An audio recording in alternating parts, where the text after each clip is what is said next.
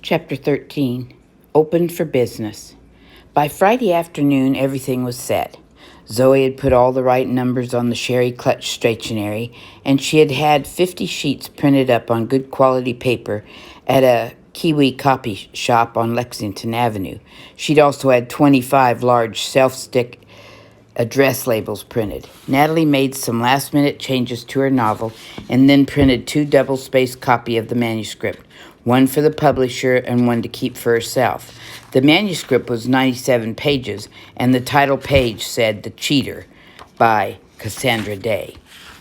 Looking at it gave Natalie goosebumps. The first phone call to Hannah Nelson would be important, and Zoe was worried. Zoe and Natalie were in gym class on Friday afternoon. Zoe said, "So when I call your mom today, she's got to say it's okay for me to send her the manuscript.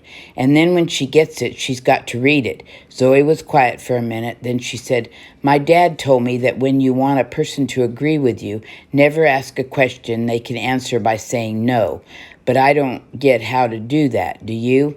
Natalie shook her head and shrugged. They were both quiet, sitting on a rolled-up tumbling mat, waiting for their turn on the balance beam. Then Natalie had an idea. She said, "How about if you don't talk to her at all?" Zoe said, "What do you mean?" And when Natalie told her, Zoe nodded and said, "Of course, that's it. Why didn't I think of that?" Natalie grinned and said, "Because sometimes brilliant writers have to help their stupid agents, that's why." By 3:10, the Deary school had gotten pretty quiet. At exactly 3:15, Natalie called her mom from the pay phone on the wall outside the office. "Hannah Nelson." "Hi, Mom, it's me. I'm still at school, so I'm going to be a little late. How's your day going?" As soon as her mom answered, Natalie turned and gave a thumbs up to Ms. Clayton, who was watching from down the hall. Miss Clayton walked briskly to the linen room, stuck her head inside the door, and said, "Okay, Zoe, Natalie's talking to her mom." Zoe sat down at Miss Clayton's desk and quickly dialed 7 numbers on her cell phone, then pushed the send button. 10 seconds later, she heard Natalie's mom's voice. "You've reached Hannah Nelson at Shipley Junior Books. I'm on another call or away from my desk right now. Please leave your name and number after the tone and I'll call you back." Zoe had practiced her agent voice from the past 2 days, driving Natalie nuts with it.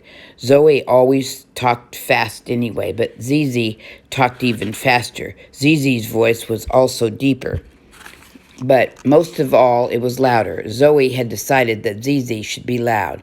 So after the beep on the voicemail, Zizi jumped right into her prepared message. Miss Clayton stood guard in the hallway outside the linen room, and she would hear Zoe's performance right through the door. "Hannah, this is Zizi Resman from the Sherry Clutch Agency. Listen, I've got this terrific manuscript by an author named Cassandra Day. You've got to read this. I've got a message bringing it to your office this afternoon. You really have to read this. Even though this is her first novel, I know a lot of editors will be interested. But Cassandra wanted Shipley to see it first because she likes a lot of other books you've done there. I'm in and out a lot, but you can phone me at 212-555-8878. If I'm not in, the office will beat me.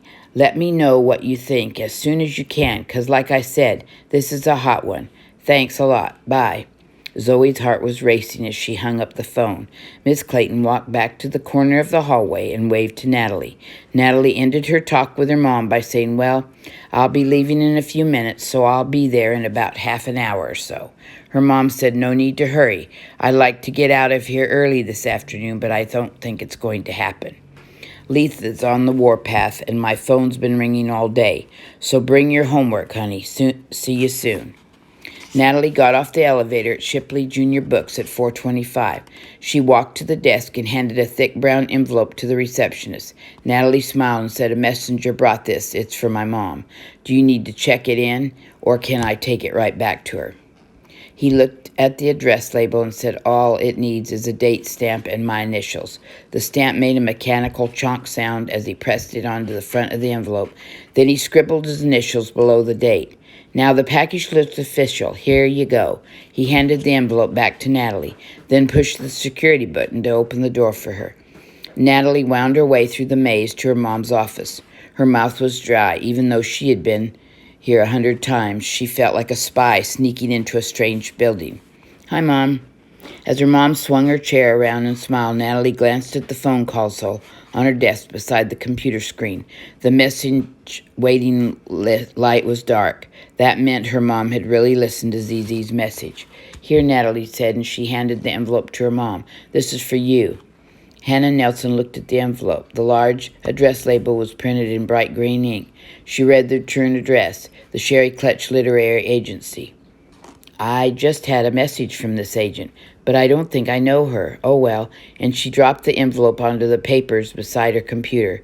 "Could you get me a juice or something, Natalie? I didn't even stop for lunch today."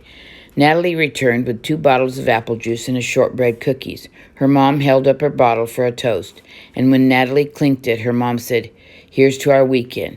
And at that moment, Letha walked in. She stepped across the space carefully and leaned over to look at Hannah's computer screen. Natalie caught the sharp scent of Letha's perfume and took a step backward. With a strange smile, Letha said, "I love the weekend too, but I don't think it's quite here yet. Have you double-checked all those revisions, Hannah? The production manager is calling me for that text every half hour, and we can't get out of here until it's released." Glancing around Hannah's workspace, she snatched up the new envelope and said, "What's this?" Hannah said, It's a manuscript. Must be a new agency, Sherry something." Letha read the label, Sherry Clutch. "Oh, yes, I believe I've heard of her. She's supposed to be very bright.